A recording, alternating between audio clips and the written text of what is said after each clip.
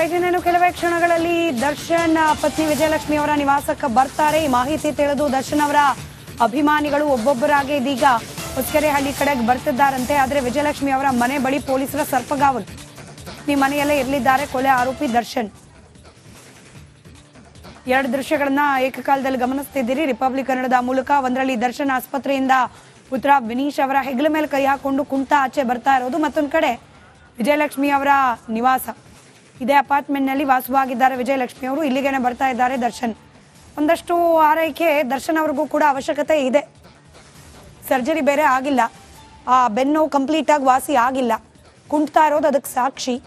ಹೀಗಾಗಿ ತುಗುದೀಪ ನಿವಾಸಕ್ಕೆ ಹೋಗೋದಕ್ಕಿಂತ ಬೆಟರ್ ವಿಜಯಲಕ್ಷ್ಮಿ ಅವ್ರ ನಿವಾಸಕ್ಕೆ ಅಂತ ಆಯ್ಕೆ ಮಾಡ್ಕೊಂಡಿರ್ಬೋದು, ಅಥವಾ ವಿಜಯಲಕ್ಷ್ಮಿ ಅವರೇ ಇನ್ಸಿಸ್ಟ್ ಮಾಡಿರ್ಬೋದು ಇಲ್ಲೇ ಬನ್ನಿ ಅಂತ ಹೇಳಿ. ಮತ್ತಷ್ಟು ಡೀಟೇಲ್ಸ್ ವಿಜಯಲಕ್ಷ್ಮಿ ಅವರ ನಿವಾಸದ ಬಳಿಯಿಂದ ನನ್ನ ಕ್ಲೀಗ್ ರೋಜಾ ನೀಡ್ತಾ ಹೋಗ್ತಾರೆ. ರೋಜಾ, ಅಭಿಮಾನಿಗಳು ಬರ್ತಿದ್ದಾರೆ ಅನ್ನೋ ಮಾಹಿತಿ ಏನು ಗಮನಿಸ್ತಿದ್ದೀರಿ ತಾವಲ್ಲಿ? ಎಕ್ಸ್ಪ್ಲೈನ್ ಮಾಡ್ತಾ ಹೋಗಬಹುದಾ? ಎಸ್ ಸ್ಮಿತಾ, ಏನಂದ್ರೆ ಅಭಿಮಾನಿಗಳು ಯಾರು ಕೂಡ ಬರಬಾರ್ದು, ಒಂದ್ ರೀತಿಯಾಗಿ ಕಟ್ಟುನಿಟ್ಟಿನ ಕ್ರಮವನ್ನು ತೆಗೆದುಕೊಳ್ತಾ ಇದ್ದಾರೆ ಖಾಕಿ ಪಡೆ ಅಂತಾನೆ ಹೇಳ್ಬೋದು. ಬಿಕಾಸ್ ದೃಶ್ಯಾವಳಿಗಳಲ್ಲಿ ಗಮನಿಸ್ತಾ ಇರ್ಬೋದು, ಏನು ಈ ಅಪಾರ್ಟ್ಮೆಂಟ್ಗೆ ಸೆಕ್ಯೂರಿಟೀಸ್ ನ ಒದಗಿಸಿದ್ದಾರೆ ಅವರೆಲ್ಲರೂ ಕೂಡ ಓವರ್ ಆಲ್ ಆಗಿ ಇನ್ ಫ್ರಂಟ್ ಆಫ್ ಗೇಟ್ ಹತ್ರನೇ ಇದ್ದಾರೆ. ಬಿಕಾಸ್ ಯಾವುದೇ ರೀತಿಯಾದಂತಹ ಅಹಿತಕರ ಘಟನೆಗಳು ನಡಿಬಾರ್ದು ಅನ್ನುವಂತಹ ಒಂದು ನಿಟ್ಟಿನಲ್ಲಿ, ಹಾಗೆ ಪೊಲೀಸರು ಕೂಡ ಯಾವೆಲ್ಲ ಬಿಗಿ ಭದ್ರತೆಯನ್ನ ತೆಗೆದುಕೊಳ್ಬೇಕು, ಯಾವೆಲ್ಲ ರಿಸ್ಟ್ರಿಕ್ಷನ್ಸ್ ನ ಹಾಕಬೇಕು ಎಲ್ಲವನ್ನೂ ಕೂಡ ಕ್ರಮ ತೆಗೆದುಕೊಂಡಿದ್ದಾರೆ. ಯಾವುದೇ ರೀತಿಯಾದಂತಹ ಪ್ರಾಬ್ಲಮ್ಸ್ ಆಗಬಾರ್ದು ಅನ್ನುವಂತಹ ಒಂದು ನಿಟ್ಟಿನಲ್ಲಿ ಅಭಿಮಾನಿಗಳು ಅಟ್ ಪ್ರೆಸೆಂಟ್ ಈ ಹೊಸಕೆರೆಹಳ್ಳಿ ನಿವಾಸ ಅಪಾರ್ಟ್ಮೆಂಟ್ ಏನಿದೆ ಇಲ್ಲಿ ಯಾವುದೇ ರೀತಿಯಾದಂತಹ ಅಭಿಮಾನಿಗಳು ಜಮಾಯಿಸಿಲ್ಲ. ಇನ್ನೊಂದು ಮನೆ ಏನಿದೆ ಅಂದ್ರೆ ದರ್ಶನ್ ಅವರ RR ನಗರದ ಮನೆ ಏನಿದೆ ಅಲ್ಲಿ ಅಭಿಮಾನಿಗಳು ಇದ್ದಾರೆ. ಸೊ ಅಲ್ಲೂ ಕೂಡ ದರ್ಶನ್ ಅವರಿಗೆ ಒಂದು ಕನೆಕ್ಷನ್ ಇರುತ್ತೆ, ಅಲ್ಲಿಗೂ ಹೋಗಬಹುದು ಅನ್ನುವಂತಹ ಮಾಹಿತಿ ಇತ್ತು. ಆದ್ರೆ ಸದ್ಯಕ್ಕೆ ದರ್ಶನ್ ಅವರು ದೇವಸ್ಥಾನಕ್ಕೆ ಹೋಗಿ ಪೂಜೆಯನ್ನ ಮಾಡಿಸಿ ಅದಾದ ನಂತರ ಇಲ್ಲಿ ವಿಜಯಲಕ್ಷ್ಮಿ ಅವರ ಅಪಾರ್ಟ್ಮೆಂಟ್ಗೆ ಬರಬಹುದು ಅನ್ನುವಂತಹ ಮಾಹಿತಿ ಕೂಡ ಇತ್ತು. ಅಟ್ ಪ್ರೆಸೆಂಟ್ ಇನ್ನೇನು ಕೆಲವೇ ಹೊತ್ತಲ್ಲಿ ದರ್ಶನ್ ಅವರು ಈ ಒಂದು ಅಪಾರ್ಟ್ಮೆಂಟ್ ನ ಬಳಿ ಬರ್ತಾರೆ, ವಿಜಯಲಕ್ಷ್ಮಿ ಅವರ ಮನೆಗೆ ಬರ್ತಾರೆ ಅನ್ನುವಂತಹ ಪಕ್ಕಾ ಮಾಹಿತಿ ಇದೆ. ಕೆಲವೇ ಹೊತ್ತಲ್ಲಿ ದರ್ಶನ್ ಅವರು ಇಲ್ಲಿಗೆ ಬರಲಿದ್ದಾರೆ. ನಮ್ಮ ಒಂದು ತಂಡ ಇಲ್ಲಿ ಕೆಲಸ ಮಾಡ್ತಾ ಇದೆ, ಅವರ ಎಲ್ಲಿ ಹೋಗ್ತಾ ಇದ್ದಾರೆ ಅಂದ್ರೆ ಅವರು ಫಾಲೋ ಅಪ್ ಅಲ್ಲಿ ಕೂಡ ಒಂದು ತಂಡ ಇದೆ ಅಂಡ್ ಇಲ್ಲೂ ಕೂಡ ಒಂದು ತಂಡ ಅವರ ಬರುವಿಕೆಯನ್ನೇ ಕಾಯ್ತಾ ಇದೆ. ದರ್ಶನ್ ಅವರು ಬಂದೇ ಬಿಟ್ರು, ನೋಡ್ತಾ ಇರಬಹುದು ದೃಶ್ಯಾವಳಿಗಳಲ್ಲಿ. ಸೊ ಇದೇ ಕಾರ್ ದರ್ಶನ್ ಅವರ ಕಾರ್, ರೇಂಜ್ ರೋವರ್ ಕಾರ್ ನಲ್ಲಿ ದರ್ಶನ್ ಅವರು ಒಳ ಹೋಗ್ತಾ ಇದ್ದಾರೆ. ಸೊ ಸೆಕ್ಯೂರಿಟಿಗಳು ತಡಿತಾ ಇದ್ದಾರೆ, ಮಾಧ್ಯಮಗಳನ್ನ ಒಳಗಡೆ ಹೋಗೋದಕ್ಕೆ ಬಿಡ್ತಾ ಇಲ್ಲ. ಸೊ ಇವಾಗ ಏನು ಒಂದು ಡಾರ್ಕ್ ಬ್ಲೂ ಶೇಡ್ ನಲ್ಲಿ ರೇಂಜ್ ರೋವರ್ ಕಾರ್ ಹೋಯ್ತು, ಅದೇ ಕಾರ್ಲಿ ದರ್ಶನ್ ಅವರು ಹೋಗಿರುವಂತದ್ದು. ಸ್ಮಿತ್, ಇನ್ನೇನು ಅವರ ಸಂಬಂಧಿಕರಾಗಿರ್ಬೋದು, ವಿನೀಶ್ ಆಗಿರ್ಬೋದು, ಎಲ್ಲರೂ ಕೂಡ ಆಗಮಿಸ್ತಾ ಇದ್ದಾರೆ. ಇನ್ನ ನೀವು ದೃಶ್ಯಾವಳಿಗಳಲ್ಲಿ ಗಮನಿಸ್ತಾ ಇರಬಹುದು, 1 ಕಾರ್ಗಳು ಆಗಮಿಸ್ತಾ ಇದೆ. ರೈಟ್, ದೃಶ್ಯದಲ್ಲಿ ಗಮನಿಸ್ತಾ ಇದ್ದೀರಿ ಹೊಸಕೆರೆಹಳ್ಳಿ ನಿವಾಸಕ್ಕೆ ಆಗಮಿಸಿದ್ದಾರೆ ದರ್ಶನ್. BGS ಆಸ್ಪತ್ರೆಯಿಂದ ನೇರವಾಗಿ ಪತ್ನಿ ವಿಜಯಲಕ್ಷ್ಮಿ ಅವರ ನಿವಾಸಕ್ಕೆ. ಈಗಷ್ಟೇ ದೃಶ್ಯದಲ್ಲಿ ಗಮನಿಸ್ತಾ ಇದ್ದೀರಿ ರಿಪಬ್ಲಿಕ್ ಕನ್ನಡದ ಎಕ್ಸ್ಕ್ಲೂಸಿವ್ ಹಾಗೆ ಫಸ್ಟ್ ಆನ್ ದೃಶ್ಯ. ವಿಜಯಲಕ್ಷ್ಮಿ ಅವರ ನಿವಾಸಕ್ಕೆ ಆಗಮಿಸಿದ್ದಾರೆ ದರ್ಶನ್.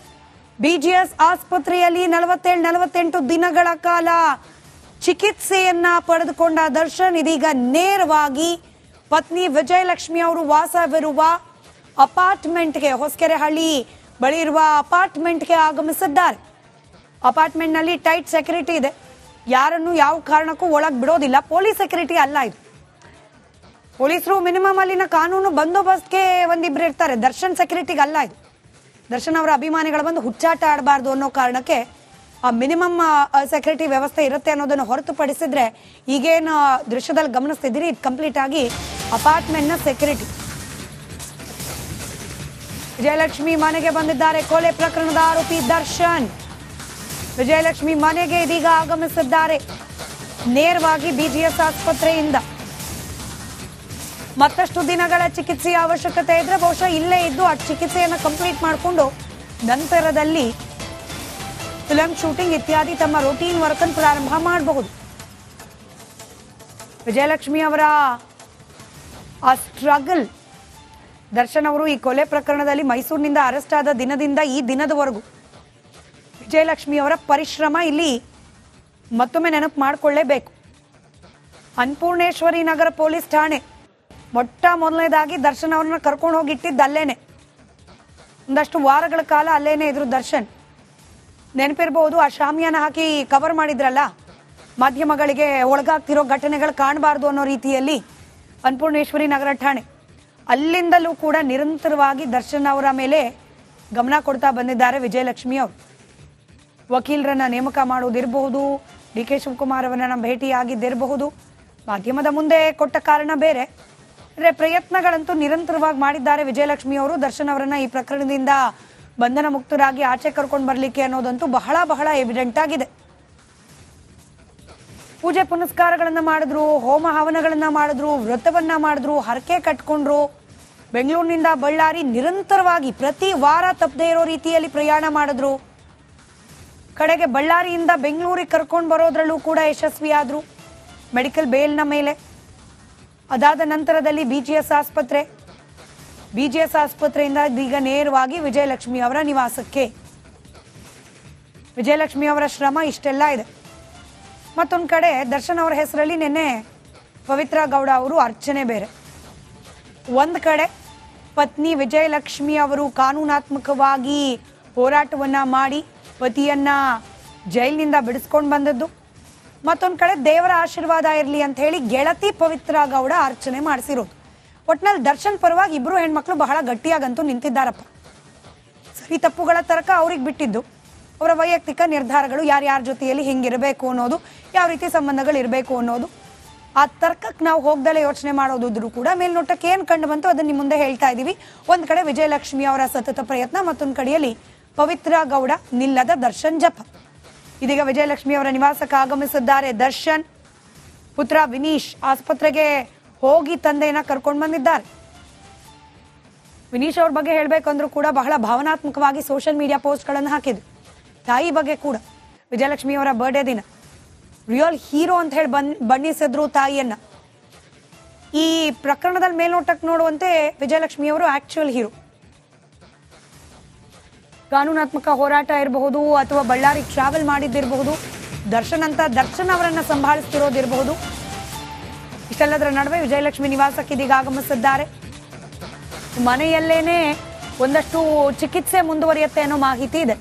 ಇದೊಂದು ಆಪ್ಷನ್ ಇರುತ್ತೆ ಫಿಸಿಯೋಥೆರಪಿ ಮನೆಗೆ ಕರೆಸಿ ಕೊಡಿಸ್ಕೊಳ್ಳಿಕ್ಕೆ.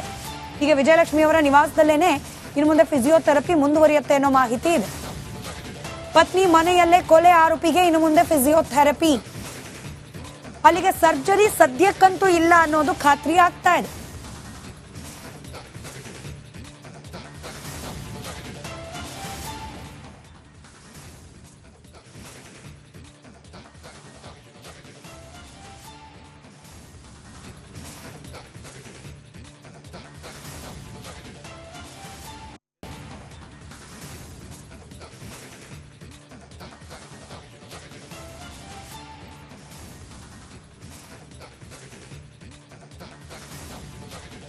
ರೈಟ್, ದೃಶ್ಯದಲ್ಲಿ ಗಮನಿಸ್ತಾ ಇದ್ದೀರಿ ದರ್ಶನ್ ಪ್ರಕರಣಕ್ಕೆ ಸಂಬಂಧಪಟ್ಟ ಒಂದಷ್ಟು ಇಂಟ್ರೆಸ್ಟಿಂಗ್ ವಿಜುವಲ್ಗಳನ್ನ ಸ್ಕ್ರೀನ್ನ ಕೆಳಭಾಗದಲ್ಲಿ ಗಮನಿಸ್ತಾ ಇದ್ದೀರಿ.